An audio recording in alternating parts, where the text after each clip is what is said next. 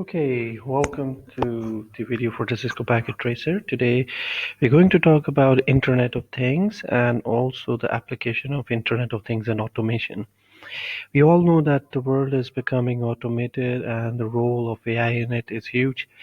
And during the last few years, the demand application both are increasing very uh, largely. So today I'm gonna tell you about how to design a smart home in a Cisco Packet Tracer application by using a smartphone to control the opening of a window by giving it instructions such that it opens and closes.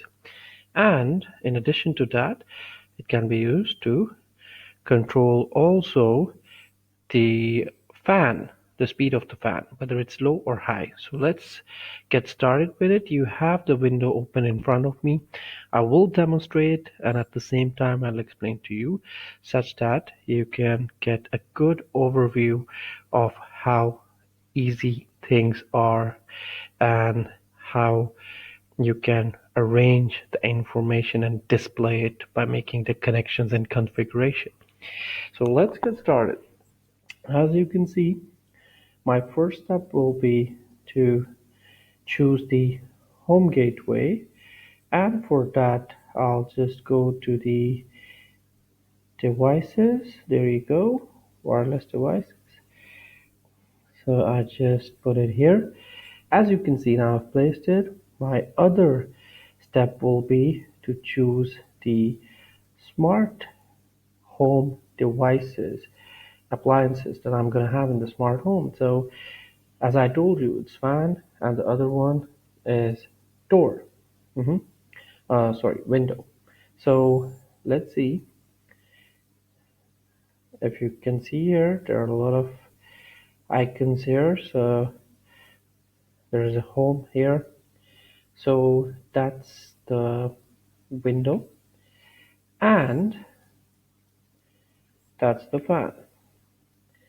Now, as you can see, they're labeled window, fan, IoT, which stands for Internet Thing number 4, Internet Thing number 3. You can change that as well. I'll show it in a while. Going further, now you have to configure it such that it connects with the home gateway. And then I'll come up with the smartphone. So I'll do that straight away such that I have all the devices here. And then I can do the configuration part. Now you can see I've placed it here. Now I'll use this feature here to make a rectangle, as you can see. Okay, why am I doing it? Yes, in order to label the diagram and make the display more attractive for you guys to understand. As you can see, I've done that. Now I can also put a label. Cisco Packet Tracer allows us. So let's say I can easily put a label. There we go. So I can write living room. That's my living room in the smart home. So correct the spelling. There we go. Back to the cursor. Now let's start. So as you can see, first things first, we open the double click on that. We go on the configuration, we go to the advanced and input output configuration, and we select the wireless card. This is the option. As clearly as it seems, you select that, and then let's see the magic. See, there we go, it's connected. Similarly for window. Now, when you click on the config button, you do the same step, repeat the same step. Go on to advanced, input output config. Again, you select the card, wireless card, and that's it. Again, bang, there we go. It's connected. Now, we have to configure and connect the smartphone with the home gateway. So I'm gonna do that. Let's just go to config. So here you can see, I see that we have the display name, which is smartphone. We go to the wireless, You can see the properties, and also not just that, you can go and you can see the request timeout, it says. So no worries about that. You can always close it and see what's happening. So here, as you can see, again, I've opened it. I go to the IoT monitor. I'll log in. Again, it will give me, say, so config. Mhm. So I again check the wireless. You see SSID here. So home gateway. That's it. So once I've done that, it will connect. So there you go. Now, after all this, so how can I control the fan, the speed of the fan, high, low, or start it or stop it by using a smartphone? Similarly for window as well. So I'll show that in a bit, but first things first, when you click on that, there's something called, you can see desktop. It says request timeout. That means you have to open it again. So I'll just close it. There we go. There we go. So it can happen. Now, the devices are not registered.